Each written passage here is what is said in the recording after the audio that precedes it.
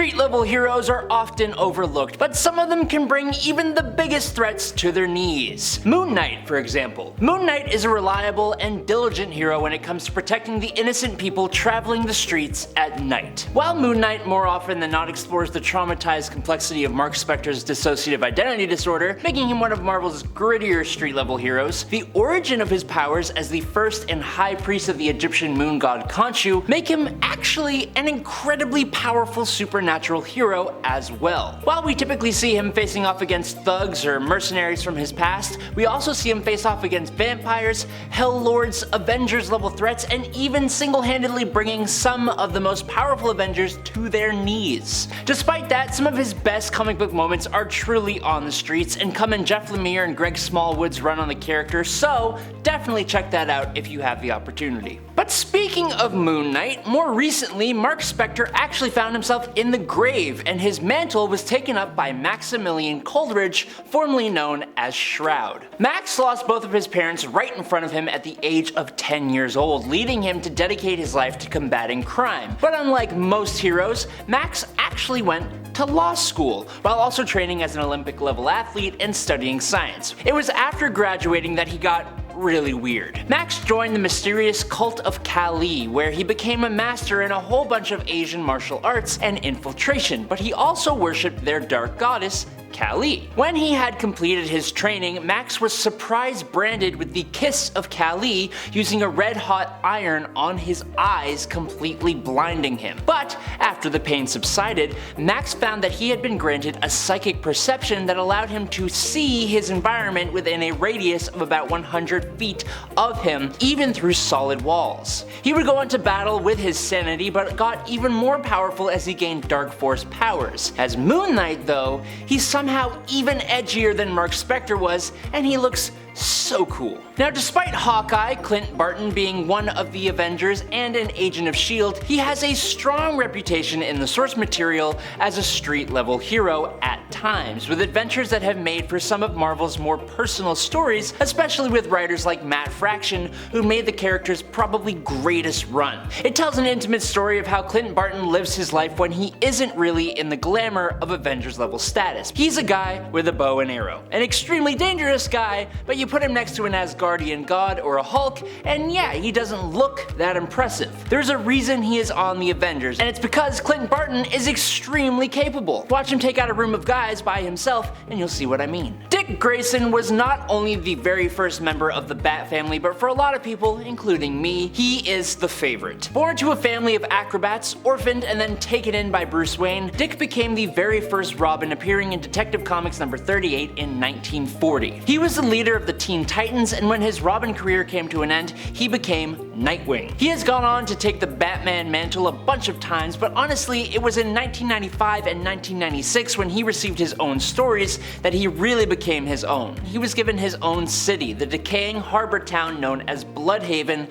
which was just north of, and honestly a bit more ruthless than, Gotham itself. It allowed him to be close enough to Gotham to stay part of the Bat family, as well as have his own city and series of adventures that, alongside his time on and leading various different teams, shows just how capable this former Robin really is. But speaking of former Robins, Dick Grayson's replacement as Robin was one Jason Todd. But while Nightwing became a pillar of the superhero community, Jason's journey was much darker. After his infamous passing at the hands of the Joker, Jason Todd was taken by Talia al Ghul to the Lazarus Pits, where he was not only resurrected, but also gained magical enhancements like the ability to summon the All-Blades. Jason would then have his training from Batman built upon by being trained by the All-Cast and the League of Assassins, before eventually leaving that group and returning to Gotham as the vigilante Red Hood. As Red Hood, he was incredibly complex and incredibly capable. He would fight Batman many times, having an on-again, off-again friendship with his former mentor, but also leading the Outlaws for a long time,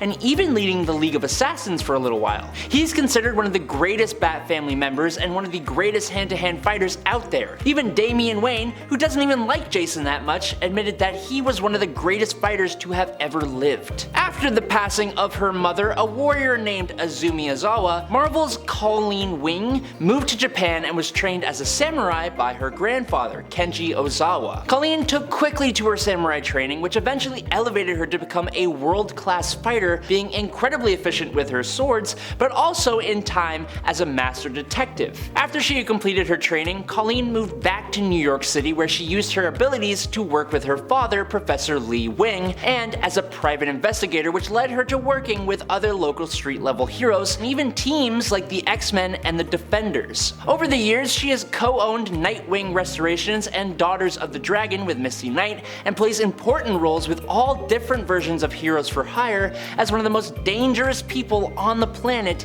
in Marvel Comics. With the resources of a Tony Stark playboy, access to the mystical realms, and knowledge on the same class as Doctor Strange, Danny Rand, the Iron Fist, is a character that doesn't always seem like he would be duking it out with gangsters and street thugs. Iron Fist doesn't let his privileges and absolutely massive skill set stop him from getting involved in the local communities that he cares deeply for. He's done a lot of good work for the streets of New York City alongside his best friend Luke Cage. Those who earn the Iron Fist title by defeating the ancient dragon Shao Lao the Undying are trained to be living weapons, and for Danny, he recently gained access to the knowledge, experience, and skills of all the Iron Fists before him, so imagine how powerful he is now. And that's before even talking about his chi augmentation and the things he can do with his chi power, making him a force that very few can stand against. John Paul Valley was an agent of the Sacred Order of Saint Dumas. This secret and sacred order created a hero and protector of their secrets known as Azrael. This hero was actually a legacy title, with generation after generation being brainwashed and pretty much manipulated from before birth to believe that they were the Angel of Death. John Paul broke this conditioning when he decided to ally himself with Batman after Bruce Wayne had taught him the error of his ways. John Paul has gone on to be Batman for an infamous period of time, and he remained a vigilante for the most part afterwards. His skills were honed by training with Bruce Wayne, obviously, and he is thus possibly just as skilled as Batman, although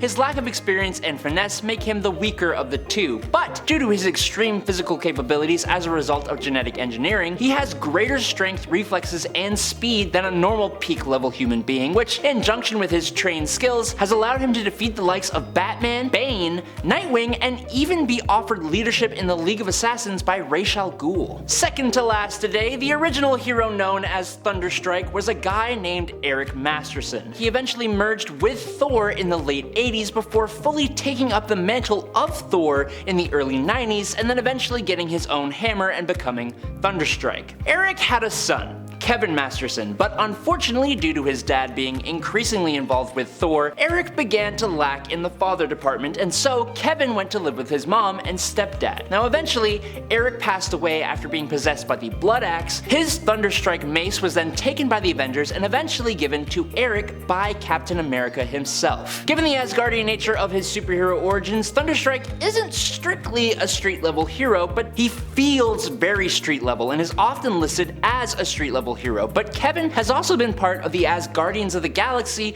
and teamed up with the mighty Avengers. But last up today, Shang Chi is one of, if not the greatest martial artists on Earth. He can take on multiple opponents at once and can even defeat people much more superhumanly powerful than him while he's just a regular dude. In fact, in the White Hot Room when the Phoenix organized a tournament to pick who would be the new Phoenix host, the only reason that Shang-Chi lost was because he refused to take a life. He's particularly skilled in Chinese martial arts, but his skill branches out to many more. Shang-Chi, like Iron Fist, is also able to manipulate chi energy, which he can use to enhance his strength and durability, and can even detect others based on their energy. But Shang-Chi gets a much more significant boost to power when he is using the 10 rings. He can use the rings as projectiles, manipulate their size, and use them to levitate and even fly. And he can even manipulate the energies from the rings to do many more things, including projecting said energy and creating an energy-based blast. Thanks to either side of his parentage, Shang-Chi inherited his mother's psionic abilities to communicate with his blood relatives,